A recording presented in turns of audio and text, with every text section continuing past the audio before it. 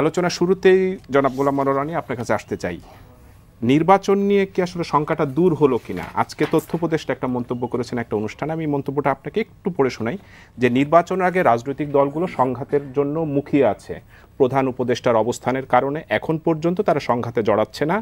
আপনারা অবশ্যই এটা অল্প কয়েক মাসের মধ্যে দেখতে পাবেন, এবং আমি আশঙ্কা করছি যদি এটার সাথে ধর্মীয় যে দৃষ্টিকোণ এটি যদি যুক্ত হয় তাহলে বাংলাদেশের পরিস্থিতি আরও খারাপ হবে।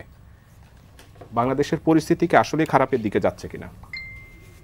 প্রথমত মাহফুজ সাহেব যেটা বলেছেন তথ্য উপদেষ্টা, আমি ওনার এই বক্তব্যের সঙ্গে আরেকটু যোগ করতে চাই যে রাজনৈতিক দলগুলোর মধ্যে যারা ক্ষমতায় যাবে, এই মুহূর্তে যারা ক্ষমতায় প্রত্যাশী, তাদের মধ্যে একটা ক্ষোভ কাজ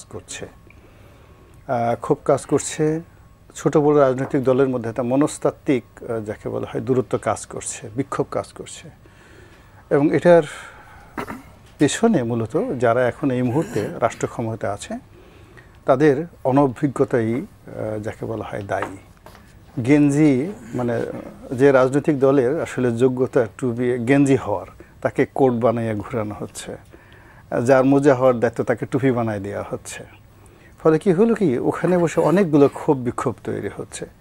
বাংলাদেশের প্রেক্ষাপটে জামায়াত ইসলামের আমির, ঠিক আছে, জামায়াত ইসলাম আমিরের সঙ্গে সালাউদ্দিন সাহেবের একটা বৈঠক হতে পারে, কিন্তু তার সঙ্গে একেবারে তাসনিম যারা বা এনসিবির একেবারে তরুণ প্রজন্মের যারা আক্তার যারা আছেন তাদের সঙ্গে একত্রে বসিয়ে তিনটা পার্টিকে একই পাল্লায় ওজন করাটা আসলে বাংলাদেশের রাজনীতির সংস্কৃতিতে কখনোই ঘটেনি। আমাদের দেশের রাজনীতিতে ছোট হোক বড় হোক, একটা রাজনৈতিক দলের যারা ধরেন একসময় কমরেড মোহনী সিং ছিলেন, তো তাকে কিন্তু ওভাবেই মূল্যায়ন করা হতো। ইভেন গোলাম আজম সাহেব ছিলেন, তাকে কিন্তু ওইভাবেই আমাদের এই সমাজ রাষ্ট্র মূল্যায়ন করেছে।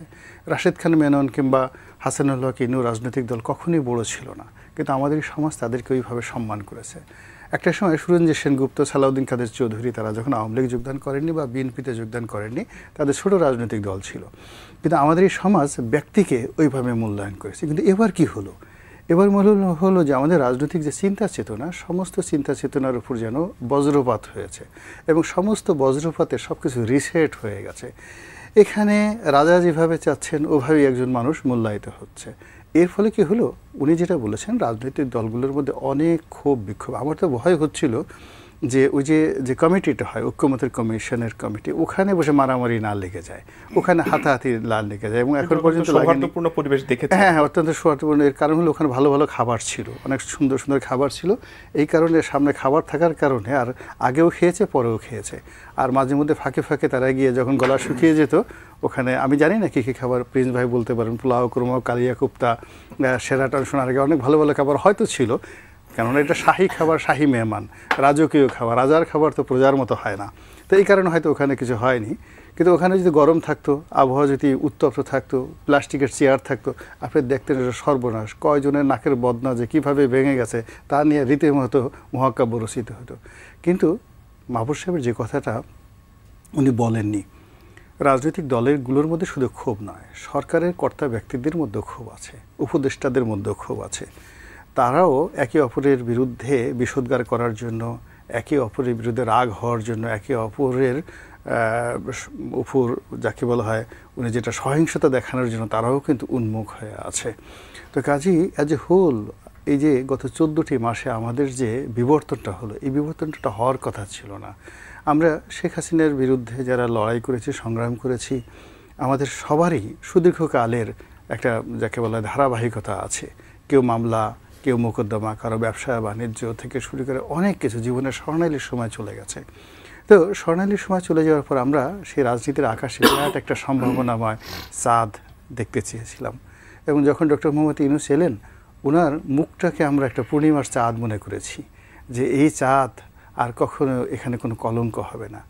এখন দেখা গেল সেই চাঁদের দিকে চেয়ে থাকতে থাকতে আমরা কখন চাতক পাখির মতো সব কিছু হারিয়ে ফেলেছি।